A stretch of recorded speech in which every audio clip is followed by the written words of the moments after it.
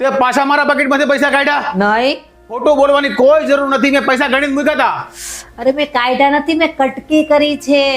તને આ છેલ્લી વાર કહી દઉં છું કે આજ પછી મારા પોકેટમાંથી કટકી નહીં કરતી. કેમ આમ ઉદાસ બેઠા છો? કઈ પ્રોબ્લેમ છે? તને કહેવાથી કે પ્રોબ્લેમનું સોલ્યુશન આવી જાય? કદાચ આવી જાય. પ્રોબ્લેમ ઈ છે કે 2 મહિનાથી પગાર નથી મળ્યો. હવે મને એમ કહેશે કે તમે નોકરી આવતા નહીં, આ મકાનના હપ્તા ભરવાના છે, બધા બિલ ભરવાના છે. છે તારી પાસે કોઈ સોલ્યુશન? ઉભા રહ્યો. શું છે આ? કટકી. તારી કટકીથી આપણા પ્રોબ્લેમનું સોલ્યુશન નહીં આવે. એ ઘરના હપ્તા ભરાઈ જશે ને કદાચ તમને 1 વર્ષ નોકરી નહીં મળે ને તોય આ ચાલશે. અમારા છેલ્લા 5 વર્ષની આ કટકી છે. સૌથી પહેલા તો સોરી.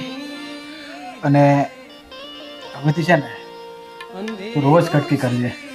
એ તો હું હકથી કરીશ.